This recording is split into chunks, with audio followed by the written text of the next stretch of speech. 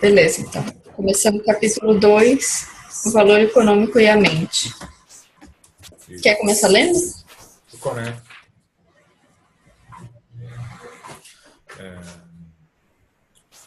O segundo dia de entrevista e de retiro aconteceu em uma sexta-feira um pouco nublada.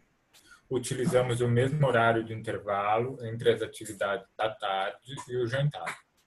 Dessa vez, os preparativos para nossa conversa ocuparam menos tempo. Nosso diálogo começou pelas teorias do economista Davi Ricardo, que deu forma ao sistema de economia clássica. É interessante colocar um link do Wikipédia desse cara no YouTube depois, não sei se, como referência, né? Não sei se é Dá pra bom. colocar assim. Vitor, ontem falávamos sobre a questão do valor. Essa era a principal preocupação de Davi Ricardo. Ele se volta para o problema do poder de compra, tentando corrigir a inflação da Inglaterra em sua época, no final de 1700 e início de 1800. Para Davi Ricardo, o preço de alguma coisa é determinado pela quantidade de trabalho nela incorporada, ou seja, o valor é dado pelo custo em trabalho. É a teoria do valor do trabalho. Atrás do preço de um objeto está o valor. Atrás do valor estão os custos de produção e atrás dos custos de produção está o trabalho humano. Essa é a primeira parte da teoria. Depois ele diz: a oferta e a procura explicam as oscilações do preço em torno de um determinado patamar. Mas o patamar é defendido pelo valor do trabalho. As obras de arte não têm seu valor definido pelo trabalho, mas a exceção não invalida a regra em geral. Lama. Do ponto de vista budista, isso é um pouco estranho. Dá margem a criarmos algo muito laborioso, mas sem utilidade. Vamos supor que o custo de um Fusca seja maior que o custo de um Gol. Por que o Fusca não seria fabricado e vendido? Porque as pessoas não se sentiriam beneficiadas. Não pagariam o valor do Fusca. Talvez pagassem 6 ou 7 mil reais por um Fusca novo. Porém, o valor, nesse caso, não diz respeito a um custo propriamente, mas algo que as pessoas estariam dispostas a pagar. Por outro lado, como isso não é compatível, naturalmente ele não será fabricado. Portanto, eu diria que a essência do preço está ligada diretamente ao benefício que o produto possa oferecer aos olhos do comprador. Interessante isso que ele falou, que é aos olhos do comprador. Com emergência, né? Portanto, percebemos outra vez a natureza de vacuidade dentro de tudo que possa ser criado. Se algo é produzido, alguém tem que se sentir beneficiado. Se não for assim, não haverá sentido para qualquer custo. O preço é irreal. O que produzirá o preço de alguma coisa é essencialmente o benefício que alguém veja nela. Objeto e observador são inseparáveis. Essa é uma visão muito importante presente no budismo.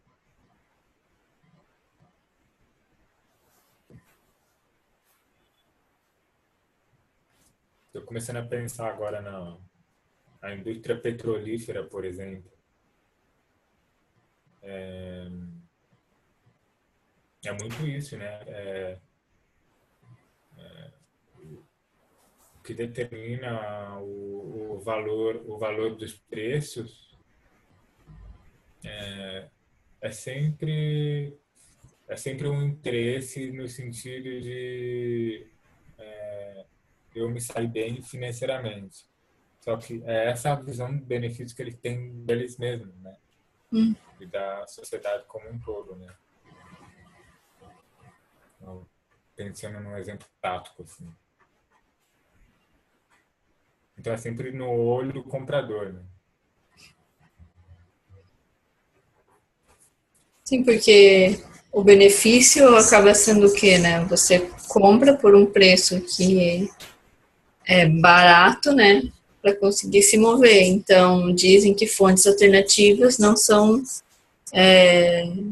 vantajosas porque elas são mais caras. Então, aos olhos de quem está comprando, aquilo não brilha, porque o que ele está focando é no gasto que ele está tendo ou não, mas não entra na conta todos os impactos inerentes ao processo de produção do petróleo, né? Uhum. Porque justamente isso não está dentro do custo de produção do petróleo. Se tivesse, não ia ser vantajoso. E a própria sustentação, né, do petróleo ainda como sendo fonte de energia, né, também vem muito disso, né? Não é bem, ele pode, a pessoa que, vamos supor, os irmãos Koch, eles basicamente controlam o mercado assim de petrolífero, né? E talvez até pela fala, o que eles falam talvez não seja coerente com o que eles acham que é benefício. Então, por exemplo, ele chega e fala, então a gente tem que continuar com a produção de petróleo porque hoje no mundo tem carros, hoje você precisa de energia que provém disso. Então ele é indispensável. Ele pode estar falando isso, mas Uhum. aí na visão dele, o que está verdadeiramente motivando ele seria a visão de benefício que ele carrega. Pode ser algo muito sólido, assim, muito reforçado, né, pelo ambiente que ele viveu, né, que dinheiro é liberdade, então eu quero ser livre, então eu vou ter dinheiro. Uhum. Então tá sempre ligado com uma ideia de benefício, né? Todo livro de autoajuda que você vai ler é sempre assim, independência financeira, liberdade em relação ao dinheiro. Tá sempre ligado, né? Uhum. Com um aspecto de benefício transcendente, assim, Sim. com a ideia de acúmulo de riqueza. Porque o mundo hoje é assim, você tem que ter dinheiro.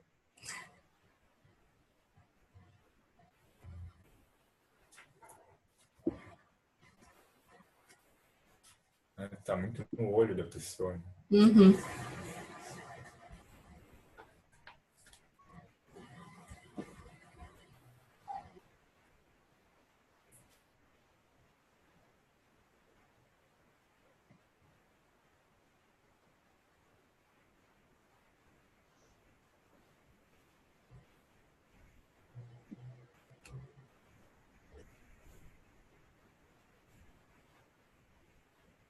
E do mesmo modo que o que ele falou, né? O outro lado também, mesma coisa, né? O que sustenta o mercado do petróleo também é a dependência dos consumidores a ele, né? Como ele fala aqui, né? Produzirá o preço de alguma coisa é essencialmente o benefício que alguém veja nela. Se algo é produzido, alguém tem que se sentir beneficiado. Uhum. Então é muito isso, né? Se a gente se sente beneficiado andando de carro, inegavelmente, também está sustentando o mercado de petróleo, né? Por exemplo. Sim. E ao mesmo tempo é tudo vazio, né? É. E tudo operando para que aquela escolha seja a primeira escolha das pessoas, né? Então, você não tem um transporte de qualidade, um transporte público de qualidade, você não tem outras opções. E aí acaba que tudo te encaminha naturalmente para aquela escolha, né? Uhum. Sim. Não é arquitetado, mas né? Não é, mas é, né? E aí o benefício aí, entre aspas, é assim, eu tenho que chegar no meu trabalho, eu tenho que poder me locomover. Então, é esse o benefício, sabe? É essa forma de benefício que e não, nem não é, nem é, né? Tipo, eu não posso dizer que isso é falso também. Aham. Não, é que tem várias formas de a gente poder interpretar, né? No grosseiro, é claro, a pessoa precisa fazer aquilo. Como que ela vai fazer se depois na vida dela ela não tem como optar por outra coisa? Então ela tem que optar e essa é a única opção que ela consegue, né? Mas, obviamente, ela é livre para tentar outras coisas, né? Só que às vezes no operacional não resolve, né? Não dá. Não.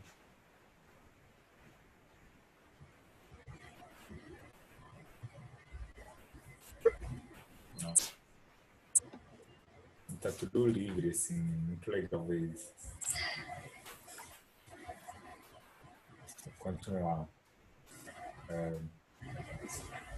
Acredito que essa visão já é partilhada pelas teorias de marketing. O marketing tem o poder de dar valor às coisas, não porque reduza ou aumente o custo de produção, mas porque trabalha com a noção de que o objeto é inseparável daquele que o observa. O marketing valoriza o papel do observador. A visão budista trabalha diretamente com o papel do observador, com a inseparatividade. Não nos referimos isoladamente aos objetos, mas a uma experiência de objeto que surge da inseparabilidade entre objeto e observador. O preço dos objetos provém dessa experiência. Nesse sentido, acredito que a visão das pessoas que trabalham em marketing, mesmo que a motivação seja manipular a mente dos outros, é mais profunda que a forma de pensar ortodoxa da economia. No budismo, a visão mais ampla produz compaixão pelos que sofrem presos ao seu mundo limitados, sem conseguir sair. Como consequência, surgem os bodhisattvas, aqueles que se dedicam a ajudar os outros a se libertar de suas próprias criações.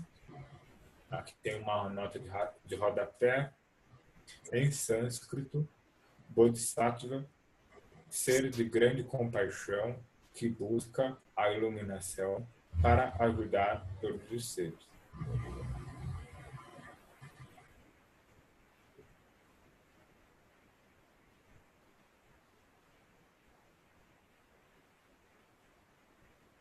Isso aqui me lembrou muito do nosso estudo ontem, né, sobre a roda da vida. Assim. Ele estava falando sobre Niels Bohr, né, que foi, se não me engano, foi um químico, né? Foi um químico bastante influente, assim.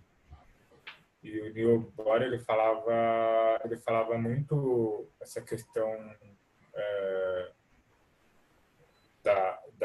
da ciência quando você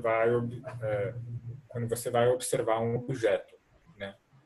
E aí ele falava, não é só uma questão de ter observador e objeto isoladamente. Tá tudo em conjunto, a experiência da situação, as teorias que estão postas naquela determinada época que vão sustentar o olhar,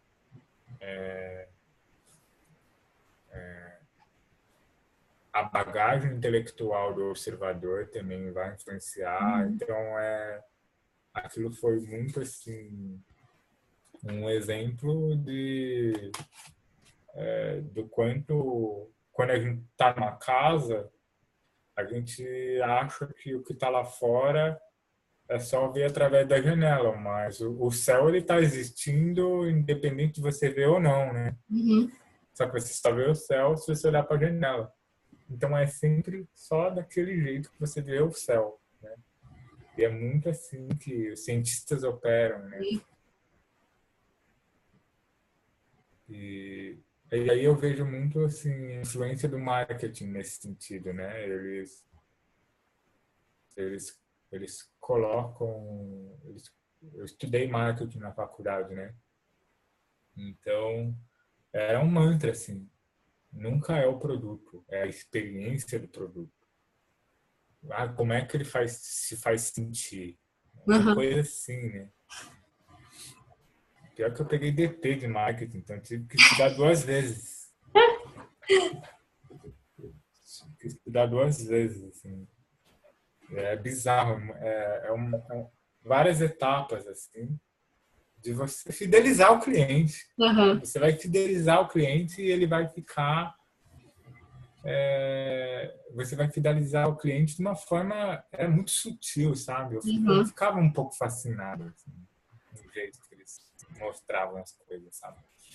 E aí era tipo, você vai incutir fascinação na pessoa através de um carro, através de um shampoo, através de um... Você já viu o documentário Century of Self? Já vi, já. Ah, então, Nossa, esse aí é pesadão. é É pesado. descrevendo etapa por etapa como que foi surgindo o marketing, né, as relações públicas, depois mudou o nome para publicidade, para não ficar tão, né, foi ficando feio e aí eles foram mudando, né, que nem está acontecendo agora com os agroquímicos, É, com os organismos, né, geneticamente modificados. Então, é a estratégia mesma. Só muda os nomes, muda os personagens, mas a estratégia continua a mesma. nossa, é um documentário assim super forte, né? Porque ele começa assim com as experiências de psicologia comportamental na época, né? E aí ele começa a falar, se não me Do engano, Freud. é uma sobrinha do Freud, né? Que Um cara, começou, sobrinha. nossa, eu Né? lembro que eu vi esse documentário em 2013. Eu já era niilista, eu fiquei ainda mais, né? Falei, nossa, não faz sentido nenhum mais viver nesse mundo, assim, Aham. porque é um documentário muito forte, É, muito forte, horroroso. muito forte. Você vê assim que nada do que você escolhe é uma escolha sua, né? Você, ai, não, eu É adoro. isso que é angustiante, né? Tipo, a noção de liberdade que ele tem, Aham, assim, é fake pra caramba, mano. aham, Tem um livro, né, tem um artigo também do Eduardo Pinheiro no Buda Virtual, né, que ele faz essa ponte, né, entre o budismo e a nossa noção de liberdade, aham, né, aham. de gosto pessoal, essas coisas. Nossa. Ele fala a mesma coisa, assim. É muito fixação ao gosto e não gosto e não vê que tem causas e condições que fizeram você gostar de alguma coisa, né? Aham. O Mas conceito de você ser homem, você ser mulher é muito assim também, né? e por que que a gente, sabendo disso, não consegue pular, né? Elevar a visão e dizer, não, eu não preciso ficar entre o gosto, não gosto ou indiferença. Eu posso ir além disso e fazer o que tem que ser feito. Nossa, assim, tá sempre livre, né, dessas coisas, mas o que pega mesmo é o hábito, né, de fazer a mesma coisa sempre e não olhar, assim. Mas mesmo assim, mesmo quando a gente olha e enxerga, tipo, a gente às vezes não consegue igual, fazer diferente, fazer algo que a gente não gosta, né? Exatamente, Daí entra nos 12 elos lá, né? E começa a ver as marcas e tal. Eu adorei, assim, o Lama falou bastante nesse último retiro dos 12 elos, né? Ele explicou e eu peguei de um jeito que antes eu não tinha pegado, assim. E, e bateu muito forte, assim, de ver, cara, como tá tudo descrito, todas as nossas, todo o nascimento das nossas noias, né? Todo o surgimento de um pensamento e de uma fixação, tá tudo ali dentro daqueles 12 elos. uhum. Como assim isso já está explicado há 2.600 anos, sabe? É muito doido, né? Sim, sim. Hoje, sei lá, hoje qualquer coisa, assim, em algumas conversas que eu tive com algumas pessoas, assim, por exemplo, eu tenho um amigo que ele terminou o relacionamento há pouco tempo, né? E aí é muito legal porque você vê a pessoa contando a história, né, de como foi, você começa a pessoa tá cheia de falar coisas assim, tipo, mas é fato, aconteceu isso, né? Tipo, ela vê como um fato, ela não vê como experiência. Se ela vê como experiência, aí ela vai se ver afetada no processo. Agora, se ela vê como fato, ela vai ver como alguma coisa separada. Ela não está envolvida, é um fato. Eu não Entendi. estou, Uhum. entendeu? Uhum. E talvez, eu acho que é muito isso, a coisa do marketing, né? Por isso que tem tanta influência, assim, publicidade, propaganda. É um foco, tipo, não tem mais fatos, assim, experiência. Uhum. Nossa, e nesse estudo do marketing, assim, é incrível. É tipo uma roda da vida do mal. Quer dizer, Mas é é a que tá. mesma coisa. Mas é que tá, porque o marketing, eu tava conversando com uma outra amiga ali que participa do lugar, que é a Lilian, tá? Que ela trabalha com marketing, né? E, e ela fala assim, o marketing, quando eu conheci, eu achei lindo, porque era o quê? Era uma coisa que era um estudo para entender as necessidades das pessoas e entregar aquilo que elas necessitam para elas. No papel, na teoria, é lindo, né? Só que o que acontece? Vem o ego, vem a ganância das pessoas, e aí faz o quê? Com que a ferramenta se converta em algo que não é muito útil. Na verdade, não tem. A coisa em si não é ruim, né? Não tem nada de mal, né? Sim, Não tá ali, né? Tá na maneira como a gente utiliza as coisas. exatamente. E o problema é que a gente está pendendo tanto para aquele lado, né? Sempre assim, que acaba que fica muito marcado que é para isso, assim, né? Mas tem muitos publicitários que eu fico conversando e eu digo também assim, meu, se vocês sabem que funciona isso, usa isso para uma coisa que tem um benefício, usa isso para enaltecer algo que se sabe que é necessário. Então, por exemplo, aquele livro que você me mandou uma vez sobre falar de mudanças climáticas, né? Como abordar as mudanças climáticas. Eu olhei lá o sumário, eu ainda não parei para ler. Mas, assim, era fantástico, assim, de mostrar como que tem que ser abordado esse tema, porque se a gente fala em mudanças climáticas só assim, as pessoas, tipo, não vão fazer nada, porque não tem o que eu fazer, mas tem que fazer alguma coisa. Então, como que a gente engaja em nível macro uma coisa dessa magnitude, né? Uma mudança dessa? Sabendo que tem que começar por cada um. Então, como que a gente faz isso? Se o marketing consegue botar na cabeça que todo mundo tem que tomar Coca-Cola, por que não consegue colocar isso na cabeça das pessoas também? Entende? É porque não tem esse olhar que acha que isso é necessário, Benéfico, que é benéfico, que é algo que precisa ser feito. né? Porque não envolve diretamente um ganho monetário, que é o valor que hoje em dia é o que é mais olhado, né? Aí Então, você vê como resultado, assim, aquela propaganda da Té, né? Que você mostrou lá. vá. Nossa, você viu que é Ai, uma propaganda é super infantil, assim, vamos ajudar o meio ambiente, porque você tem que ser bonzinho. Aquilo não move de verdade a pessoa não tem interesse nem por aquela estética, quanto mais, assim, quero ver se eles mostram mesmo, vamos lá, vou mostrar a aldeia indígena sendo derrubada. né? Vamos ver se ninguém não vai querer fazer alguma coisa. Não, não.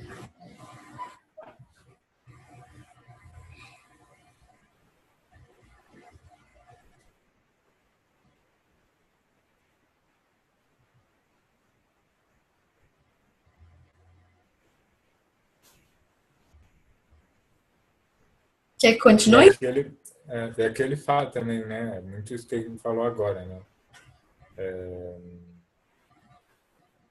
O marketing, mesmo que a motivação seja manipular a mente dos outros, a visão das pessoas que trabalham em marketing, mesmo que a motivação seja manipular a mente dos outros, é mais profunda que a forma de pensar ortodoxa da economia, né? Porque É dá valor, interessante esse né? ponto.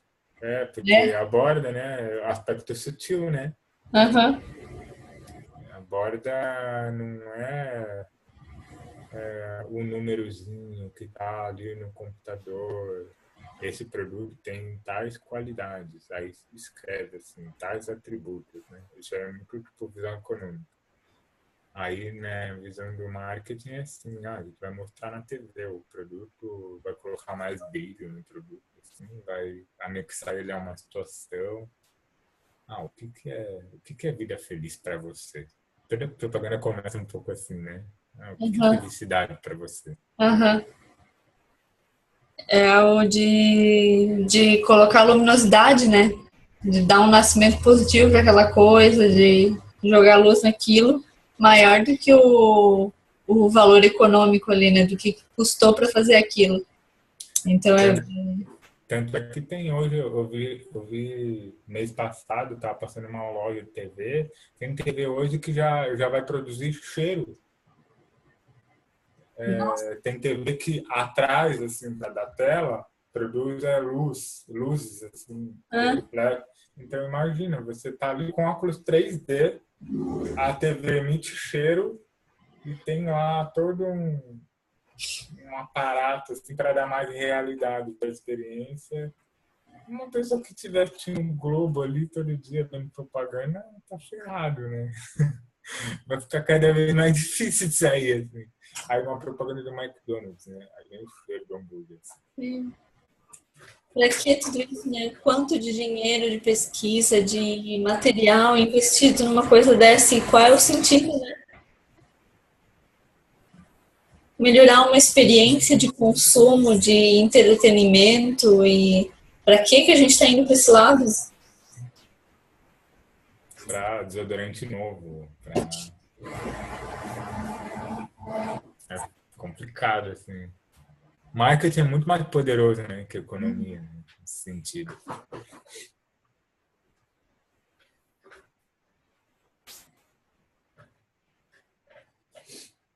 Você quer continuar? Pode ser.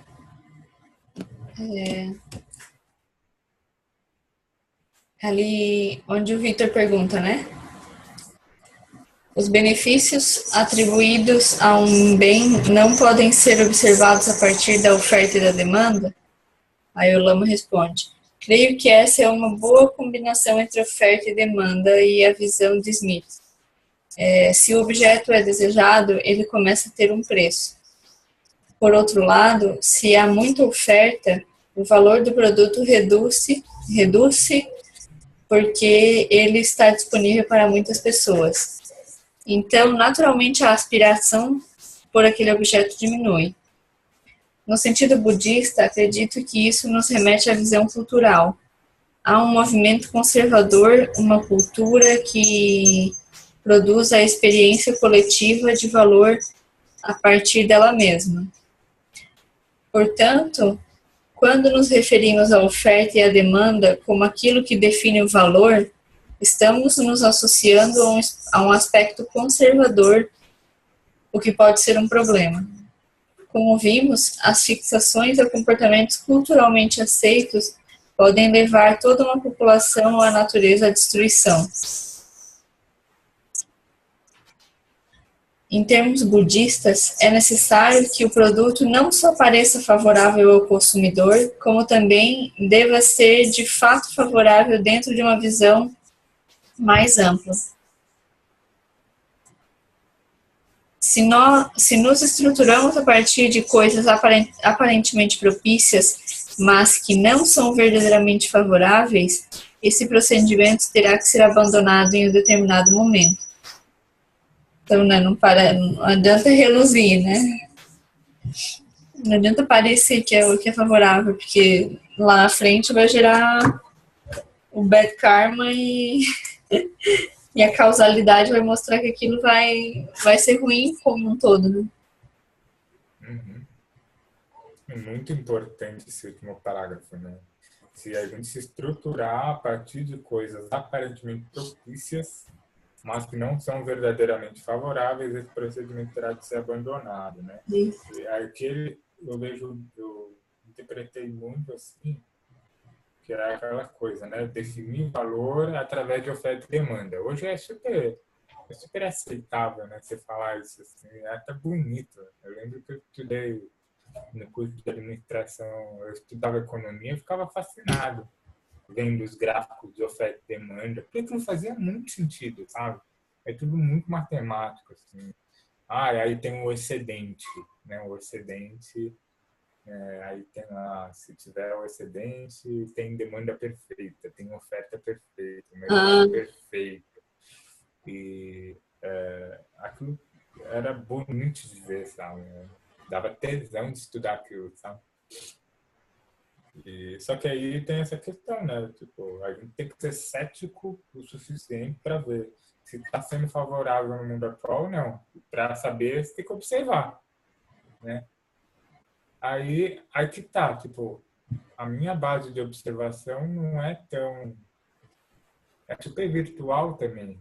É super, tipo, baseado em notícia, filme, uhum. documentário de pessoas que tiveram um coração bom de mostrar, né? Senão teria que ir atrás, assim. Eu achei legal, assim, que ele falou ali, né, essa frase que você leu, né? Não adianta parecer favorável ao consumidor, como também deve ser favorável dentro de uma visão ampla. E é o que está acontecendo agora em relação aos transportes, né? Então, os países que são mais evoluídos estão vendo que transporte particular não é mais vantajoso, não é favorável, na verdade, como um todo. Então, eles estão indo para a relação do transporte público, investir nisso. Mas enquanto não despertar isso coletivamente, né, que essa visão ampla, que na verdade vai ser mais benéfico para todos, um transporte público de qualidade em vez de um transporte particular, a gente vai, né, patinando. Mas com o tempo essa visão acaba caindo, né? Então. E aí, por exemplo, eu estava aqui pensando, né? Essa questão do transporte público. Aí, por exemplo, hoje, né? Tava um caos aqui em São Paulo, né? Porque o metrô parou.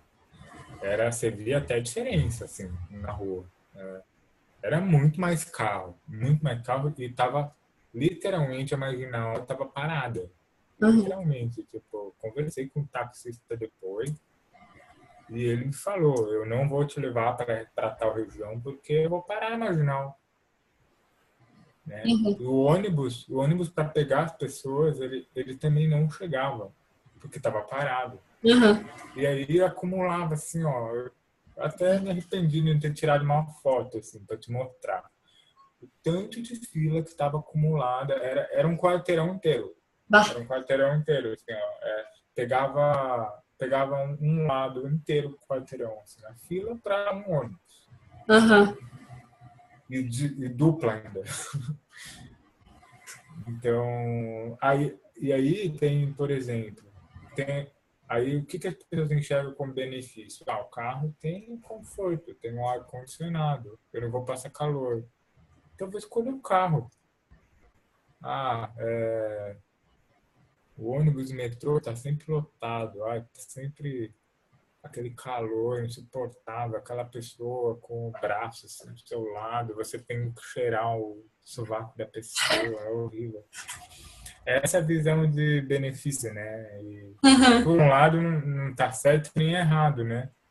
Mas eu lembro muito de um texto que eu li do Eduardo Pinheiro, desse texto aí mesmo, sobre gosto ou não gosto, que eu tinha Uhum. comentado.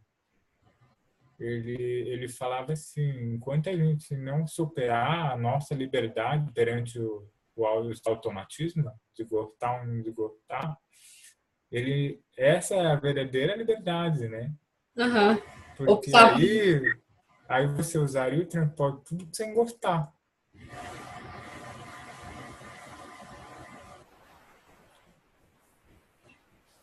Na verdade, não tendo que nem pensar nisso, né? Tipo assim, não interessa se eu gosto ou não gosto, Tem né? que ser feito, né? E como isso é difícil da gente passar para as pessoas, assim, né? Eu tô pirando cada vez mais nisso, de como a coisa é sutil a ponto da gente não conseguir transpor em palavras o que é, né, dentro da gente, dentro de qualquer um, né? Assim, dizer, tá, não é operar entre gosto e não gosto, e além disso, como que a gente explica o que é isso, né? Como que a gente entende o que é isso, né? Então, como que é o olhar de alguém que está olhando em gosto e não gosto, como é o olhar de alguém que está além disso. Isso é muito difícil explicar, essa diferença, né? Da gente entender e poder falar disso. Não sei, para mim é bem difícil, assim, conseguir explicar para alguém isso. Exatamente. Eu vejo muito isso, às vezes, em algumas conversas, assim, com o meu pai, por exemplo. A gente conversa um pouco sobre meio ambiente, assim, e é muito comum ele falar, pô, super concordo com você que isso deveria estar acontecendo. Concordo mesmo, mas eu acho que não vai acontecer. Precisa acontecer uma catástrofe. Precisa metade da população morrer e refazer o mundo de novo. Não tem mais o que fazer. E aí eu fico pensando assim, não é uma perspectiva errada, né? Mas é uma perspectiva, por exemplo, de você talvez as pessoas nessa pressa de dizer, mas não dá para fazer. Pode ser uma recusa de olhar para si mesmo, para as próprias Aham, fixações, né? aham, Porque é desconfortável claro. olhar para si mesmo, né? É super desconfortável, assim. E você sempre se sente ameaçado de alguma forma, porque tem uma identidade ali, né? De Uhum. gostar, não gostar. É um confronto, assim.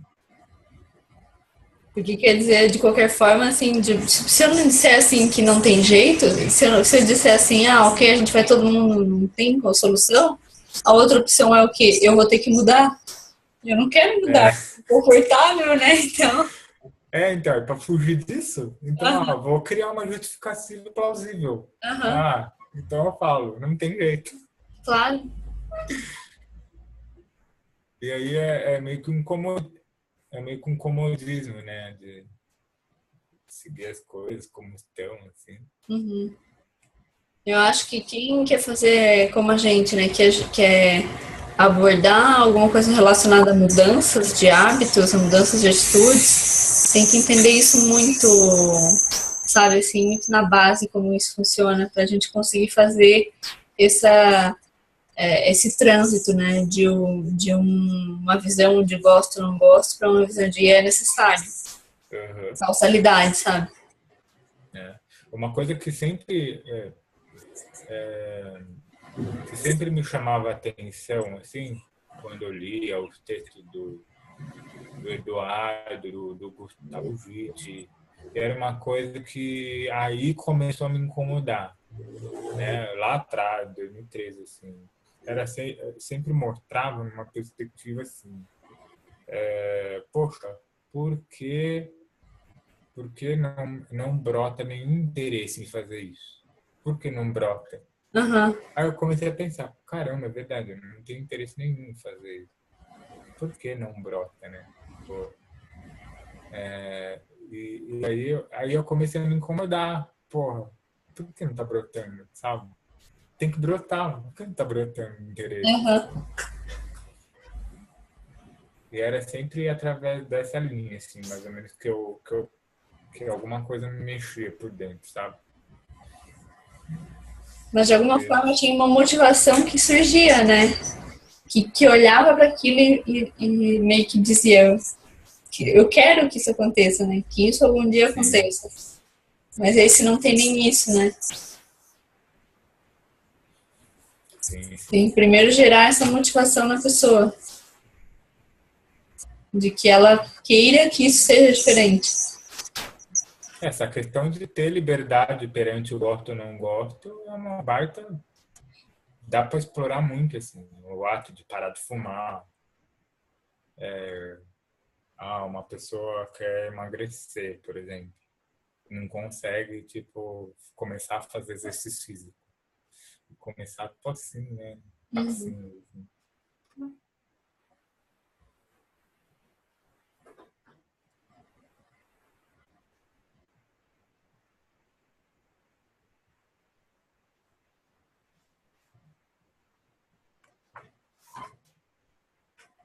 Oh, agora, aqui, ó, na outra página continua.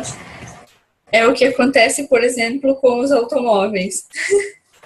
Ah, Todos se sentem beneficiados, mas os veículos produziram uma grande transformação nas cidades, que progressivamente vão sendo projetadas para o fluxo de carros. Ainda que os centros urbanos se adaptem aos veículos, estes talvez sejam um problema para a humanidade, pois consomem vasta quantidade de energia, movimentam muitos materiais e entopem os espaços produzindo uma série de dificuldades. Talvez ainda não tenhamos Talvez ainda não tenhamos encontrado uma solução melhor. O fato de existir procura não significa que haja sabedoria em tal procura. Nossa, essa é demais, né? O fato de existir procura não significa que haja sabedoria em tal procura. Hoje, se pensarmos em alternativas para o automóvel e para hoje se pensa em alternativas para o automóvel e para os combustíveis. A oferta e a demanda carregam aspectos ilusórios consigo, são construídos. Ainda que haja interesse por uma mercadoria durante algum tempo, repentinamente alguém produz algo novo e o outro produto torna-se obsoleto. A questão do automóvel parece muito óbvia quando apresentada assim. Temos uma grande dificuldade para lidar com ela de forma prática. É o caso de São Paulo, Los Angeles, Rio de Janeiro, Nova York, México, Tóquio, Madrid, Roma e mesmo Paris, onde os carros acabaram por desestruturar a vida das pessoas. Nesse ponto surge, aí o Victor disse, nesse ponto surge a questão ética e filosófica que é sempre levantada. O que é verdadeiramente bom? Como sair desse impasse? A Lama responde. Num mundo condicionado, nunca conseguimos trabalhar com as coisas totalmente brancas ou totalmente pretas. Algumas vezes o contraste será mais nítido, outras não.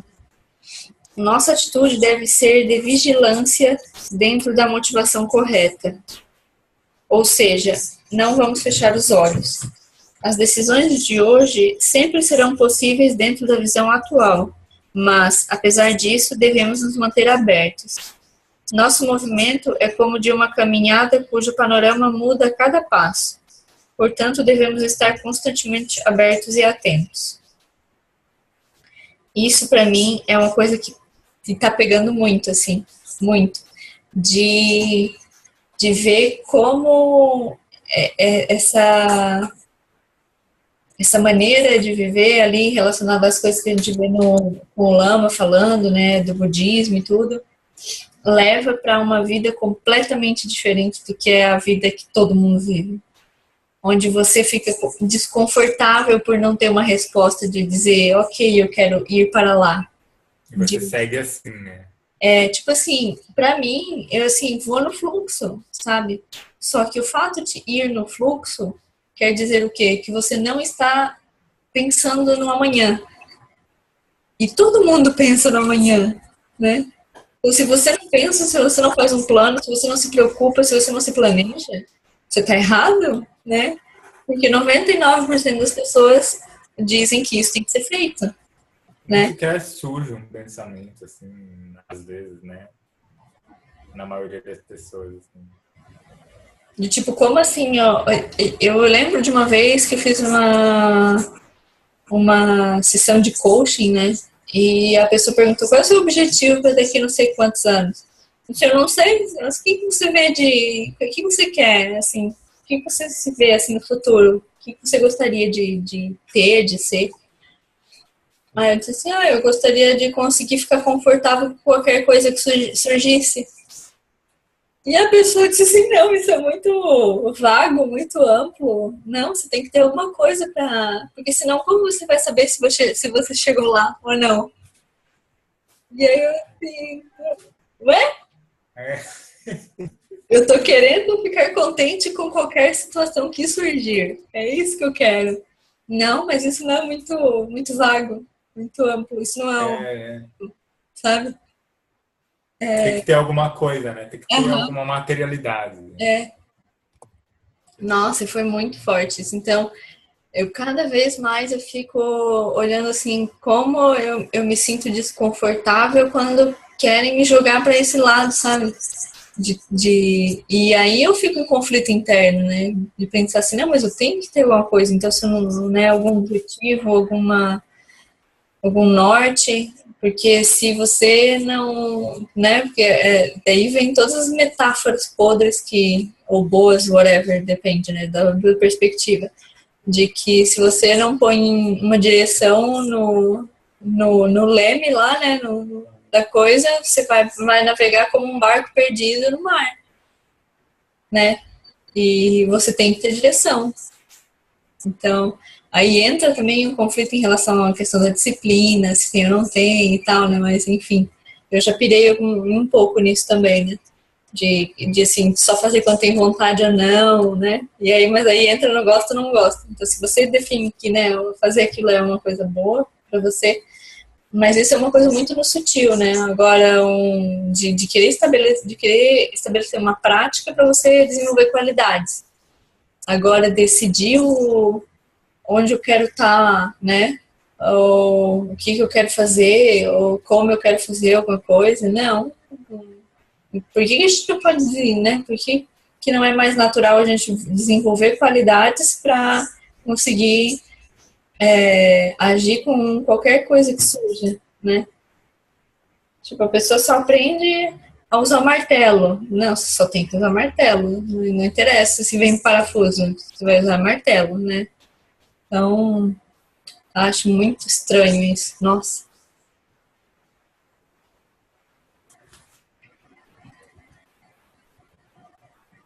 É muito isso.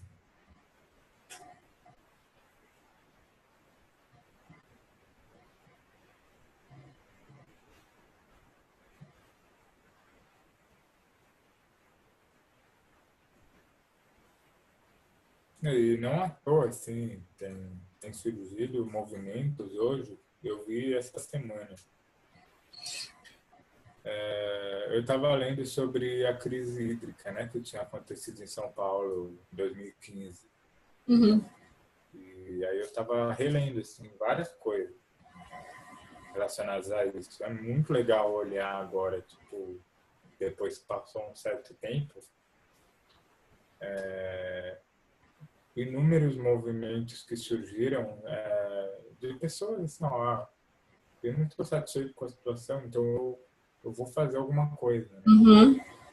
E tem um grupo, eu não lembro agora o nome, mas esse grupo ele descobriu pontos de nascente de água dentro de São Paulo que ninguém sabia, assim, não sei se ninguém sabia ou se escondiam, né? Uhum. Mas assim, vinha nascente, você via assim, no bueiro, água limpa, o cara pegava na mão, a água estava cristalina.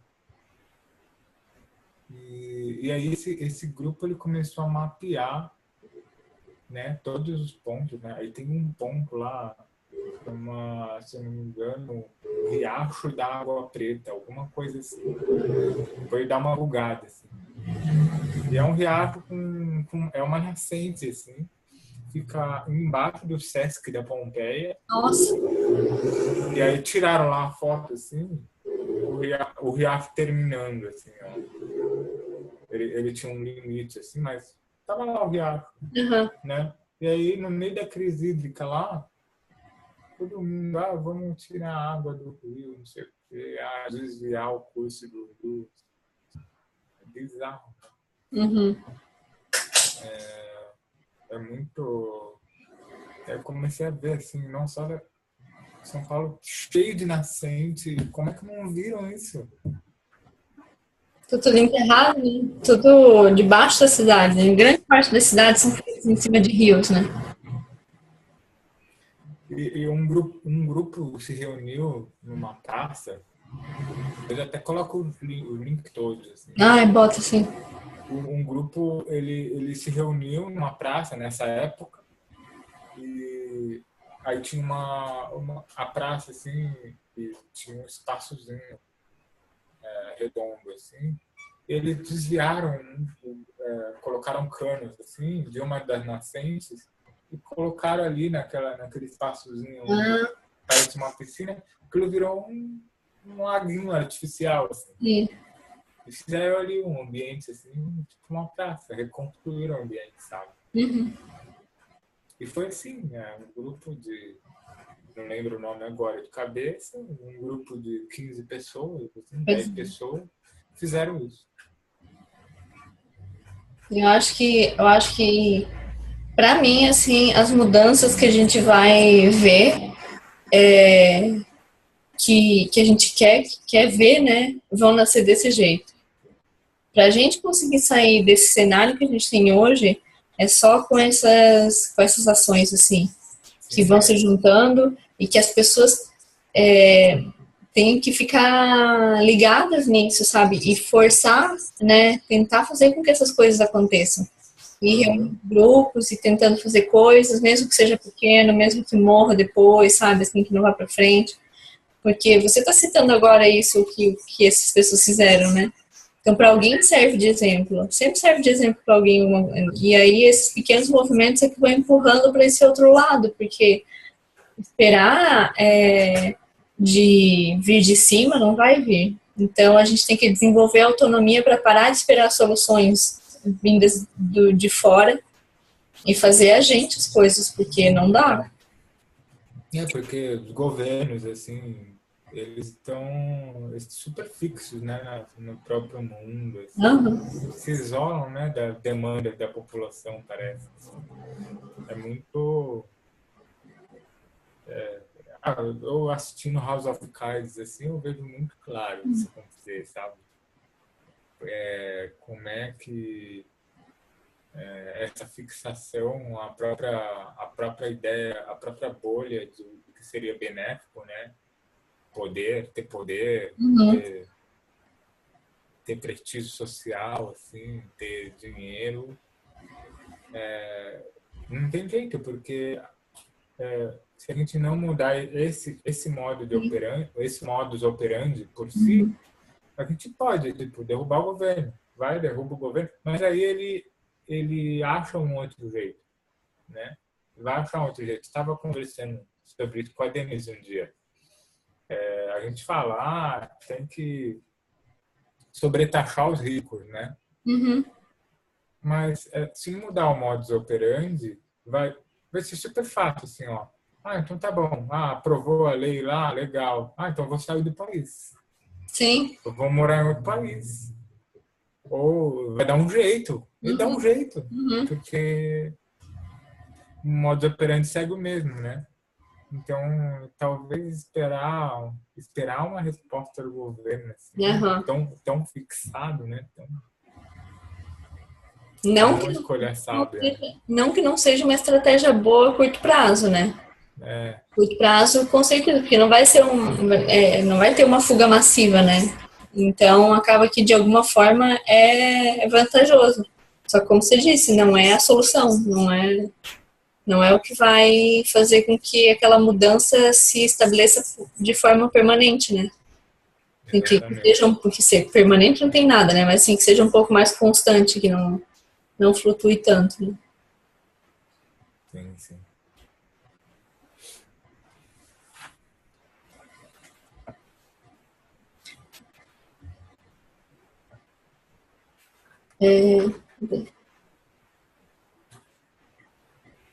pode dar uns 5 minutinhos aí de repouso, né? Tá. Uhum. Vou colocar aqui. Tá.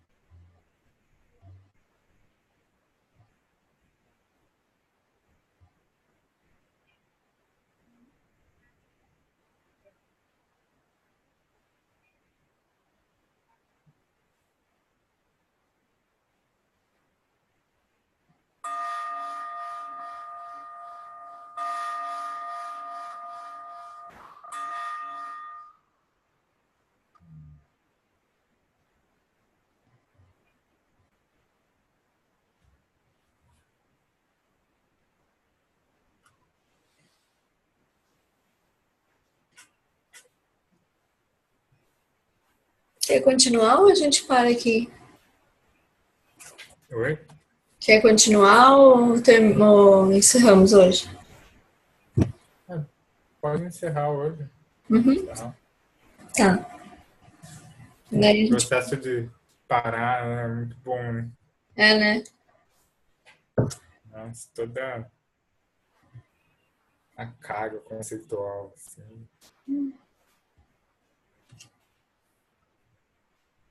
Aí eu não lembro aqui que eu fiquei de colocar de referência no texto. Mas foi bom, ó, essa vez a gente fez uma, duas, três, quatro páginas e meia, mais ou menos. A gente fazia umas 10, né? Acho que a gente está contemplando mais, fazendo mais devagar. É, né? Gerando mais exemplo, né?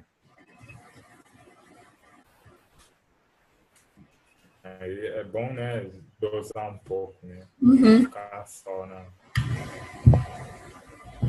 na teoria, só no que pensar, né? É, Bom, é isso aí, então. Obrigado obrigada também. Vou e pausar. até semana